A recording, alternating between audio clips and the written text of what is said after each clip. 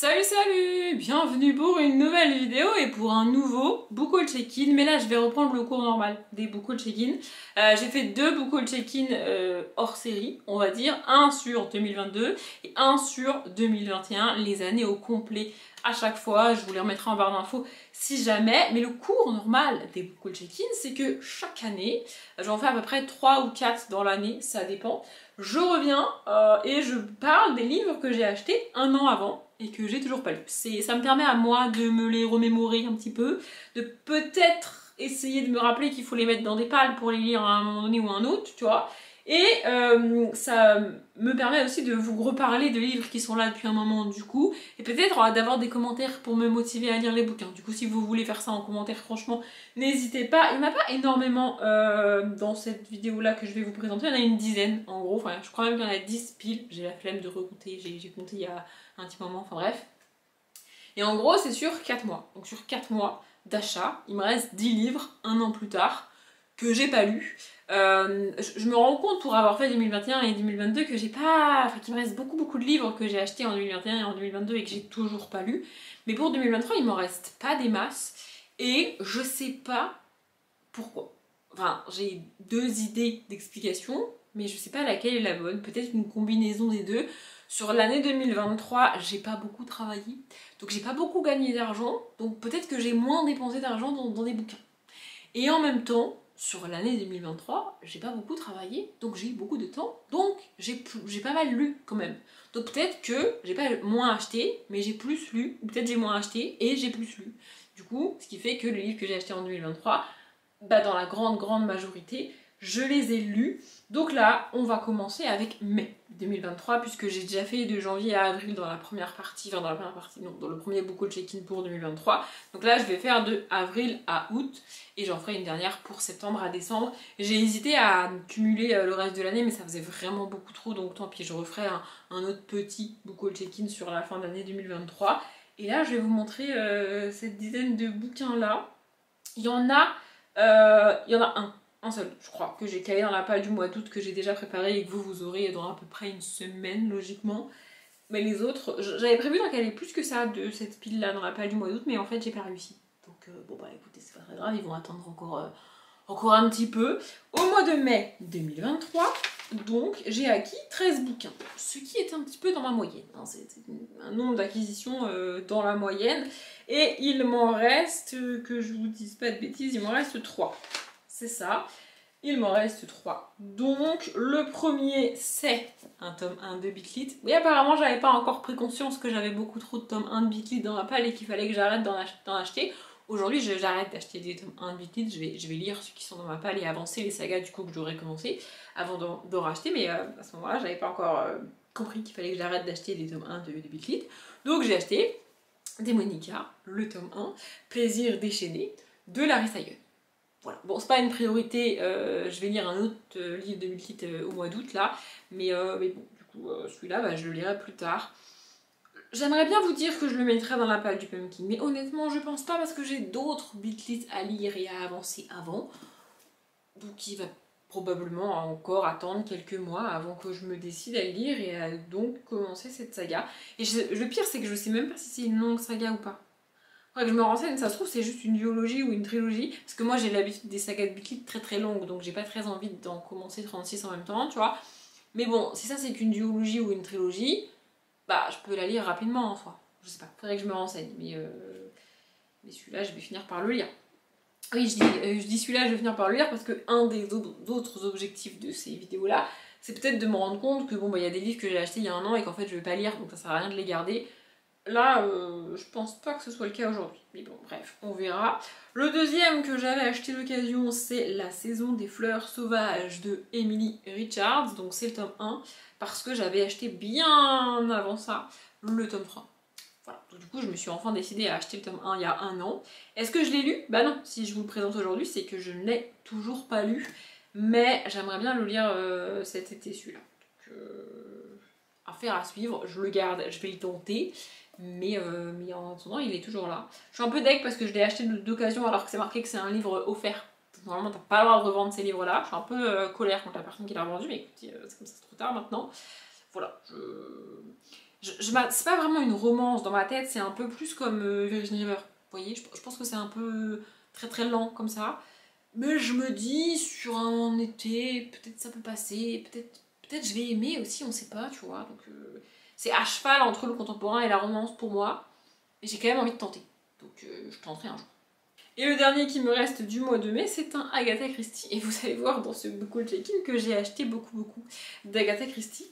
Et donc celui que j'ai acheté au mois de mai, c'est Rendez-vous avec la mort. Voilà. En fait, j'alterne les périodes où je lis du Agatha Christie et où donc j'achète beaucoup de Agatha Christie.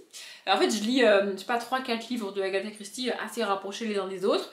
J'aime bien les peut-être 2 premiers que je lis. Du coup, je me dis, ah vas-y, trop cool, j'adore Agatha Christie, je vais en racheter. Donc j'en achète plein, tu vois.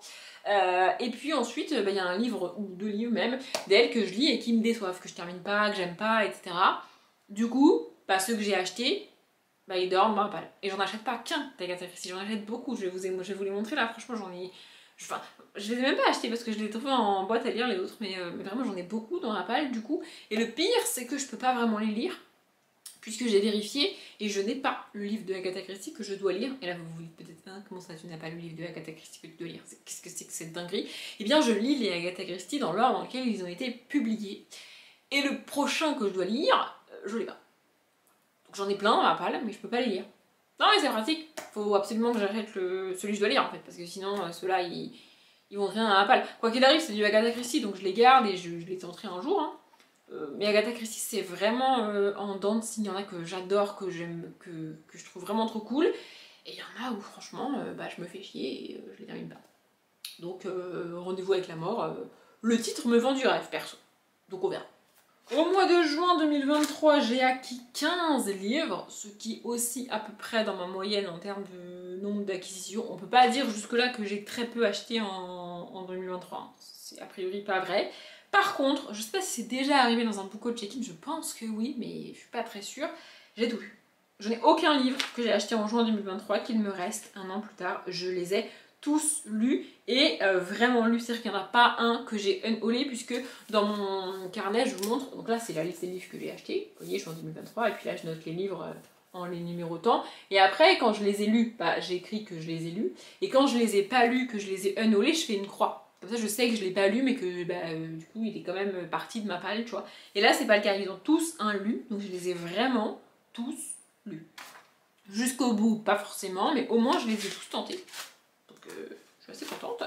Au mois de juillet 2023, j'avais acquis 24 bouquins. Bon, définitivement, j'ai pas été raisonnable en 2023. C'est juste que j'ai beaucoup lu. Bref, 24 acquisitions. Mais il m'en reste pas beaucoup, il m'en reste que 2. Franchement, c'est pas mal quand même. Je trouve que c'est plutôt cool. Les 2 qui me restent, c'est donc les enquêtes de Jane Austen, le tome 1, le fantôme de l'abbaye de Julia Golding. Voilà, lui je pense que je vais le tenter pendant le Pumpkin. Voilà, Angleterre 1789. J'ai un peu hésité à le mettre dans la palle du mois d'août, mais finalement j'ai préféré mettre de la romance à la place, donc je ne l'ai pas mis dans la palle du mois d'août. Mais vu la thématique, etc., il finira dans la palle du mois d'août. Hein. Dans la palle du mois d'août, ben non, j'ai dit non. Dans la palle du Pumpkin, il peut aller dans tout ce qui va être enquête, etc., tout ce qui est fantôme, etc. Et même tout ce qui va être thème de girl power, féministe, etc. Avec Jane Austen qui est quand même pas mal emblématique en termes de féminisme, à mon sens. Donc il peut rentrer dans pas mal de catégories du Pumpkin. Du coup, je pense clairement qu'il finira dans la palle du Pumpkin, même s'il est loin d'être petit quand même. Hein, et on est sur 375 pages. C'est quand même pas rien, mais bon, c'est écrit assez gros et les chapitres ont l'air assez courts. Ça devrait le faire. Et le suivant, il faudrait que je le tente et je pense qu'il faut pas que je le mette dans une palle, il faut qu'un jour je me décide à le prendre, à le commencer et puis il va s'étaler je pense sur plusieurs semaines voire plusieurs mois. J'ai vraiment envie de le lire mais ouais je pense que j'hésite à le laisser là traîner sur ma table plus basse pour peut-être le lire dans le courant du mois d'août quand même s'il n'est pas dans ma palle du mois d'août. C'est donc Le Temps des Avants de Monsieur Charles Aznavour. J'adore Aznavour, je l'ai déjà dit quand je l'ai présenté en book haul, je suis fan de Aznavour. Oui, j'adore Aznavour, c'est comme ça, je connais quasiment toutes ses chansons par cœur et je pense que ça va être un bouquin intéressant. Je pense qu'il a eu une vie intéressante à lire. On n'est pas sur une star qui a été connue très très jeune, en tout cas j'ai pas l'impression, d'après ce que je connais du peu de sa carrière on va dire. Donc on va pas avoir tout ce qui va être travers avec l'alcool, les drogues, etc. Peut-être qu'il y en aura un petit peu, mais c'est pas le genre de star à faire ça, en tout cas peut-être que ça va casser l'image que j'ai de lui, je ne sais pas, mais en tout cas c'est pas ce que je m'attends à se trouver dans ce bouquin. Je pense qu'il a pas mal galéré au début de sa carrière et que c'est pour ça qu'il a été connu assez tard, qu'il a pas lâché. Je pense qu'on va avoir ça, ce côté, cette persévérance, cet acharnement à vouloir faire ce qui te plaît, à vouloir vivre de ta passion. Et puis aussi, j'espère y trouver l'histoire avec sa femme parce que c'était un homme marié. Il y a eu pas mal de rumeurs sur lui, avec peut-être qu'il était homosexuel, etc., peut-être qu'il était refoulé, etc., notamment avec les chansons qu'il a fait. Voilà, je pense que ça va être un livre intéressant à lire, il faut juste que je me lance, mais je le ferai un jour, ça c'est sûr. Quand? Je ne sais pas.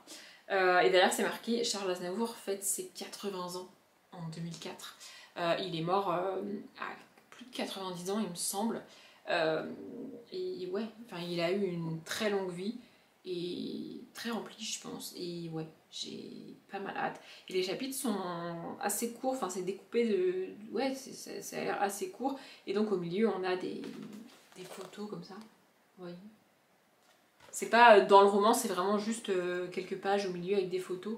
J'ai vraiment hâte de découvrir tout ça. Et aussi, je sais pas d'où démarre le roman, s'il a vraiment commencé ça à son enfance ou s'il a commencé ça seulement à son adolescence, au moment où il a commencé à vouloir faire de la musique, etc.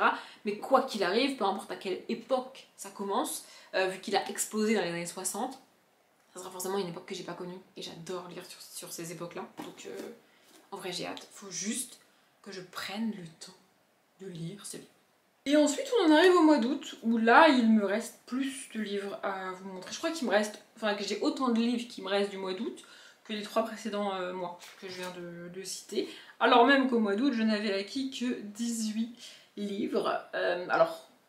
Et j'en ai acheté beaucoup moins au mois d'août en vrai, puisque le mois d'août c'est le mois de mon anniversaire, donc j'avais eu des cadeaux. Voilà, mais j'en ai quand même acquis, enfin j'en ai acquis 18, ce qui est pas trop mal. Mais il m'en reste 5. Voilà. Écoutez, je vais vous les montrer. Ça va être assez rapide puisque les 4 premiers, je les avais trouvés en boîte à lire et ce sont les fameux Agatha Christie dont je vous parlais. Voilà, j'ai trouvé ces 4 là en Agatha Christie, bah non, en boîte à lire. C'est aussi pour ça que j'ai pas le livre que je dois lire parce que bah, du coup en boîte à lire, j'ai pris les livres qu'il y avait, tu vois. Donc ceux-là, moi j'adore ces versions hyper colorées, hyper pop, hyper kitsch, je les trouve trop cool.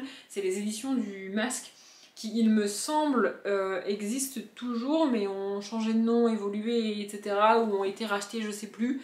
Il y a une espèce de... Les éditions du Masque, au sens strict du terme, n'existent plus aujourd'hui, ce nom-là n'existe plus, mais il me semble qu'il y a un des grands groupes d'éditions aujourd'hui qui a racheté, hérité, je sais pas trop... Bref, donc j'en avais trouvé 4 en boîte à lire et je les ai toujours pas lus, donc on a Passager pour Francfort, on a La mort n'est pas une fin, on a La troisième fille et on a Mon petit doigt Mathilde. Voilà, ce que j'aime aussi avec Agatha Christie, c'est que c'est toujours des petits livres, on n'a pas des policiers qui font 400 pages, c'est toujours assez petit, assez rapide, assez efficace, et quand même avec pas mal de suspense, et mine de rien, en tant que lecteur-lectrice, t'as quand même le temps de faire tes hypothèses, de changer d'avis, de mener un petit peu ton enquête toute seule de ton côté, tu vois. Alors que c'est pas très long, mais ouais, j'adore ces petites éditions là, je suis trop contente de les avoir trouvées.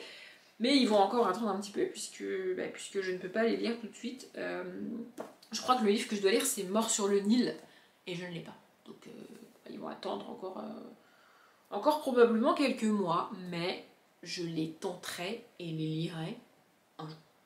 Et enfin, le dernier, j'ai un peu hésité à le mettre dans la palle du mois d'août et puis je me suis dit finalement non. Ça va attendre encore un petit peu. Donc c'est Fallait pas me chercher de Emma Green. Emma Green, j'ai adoré le premier livre que j'ai lu d'elle. Elle au pluriel, ce sont 2 autrices qui écrivent à 80 donc. J'ai adoré le premier livre que j'ai lu d'elle qui s'appelle je sais plus comment, je suis désolée. Et j'ai pas du tout, mais alors pas du tout aimé le livre que j'ai tenté après.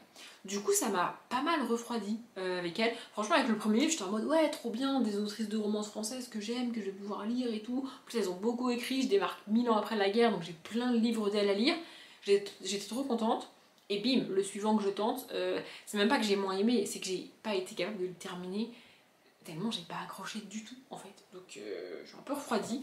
Bon, j'ai quand même acheté celui-là. Je vous avoue que je sais plus si j'ai acheté celui-là avant ou après mon abandon du précédent que j'avais tenté.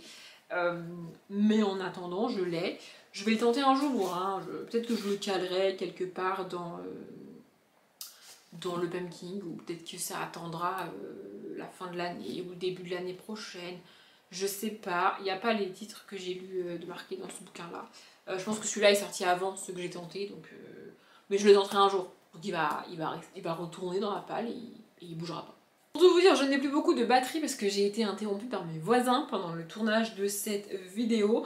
Donc je vais m'arrêter là, j'espère que la vidéo vous a plu. Comme d'habitude, je vous souhaite une bonne journée, un bon après-midi, un bon appétit ou une bonne nuit. Et je vous dis à bientôt.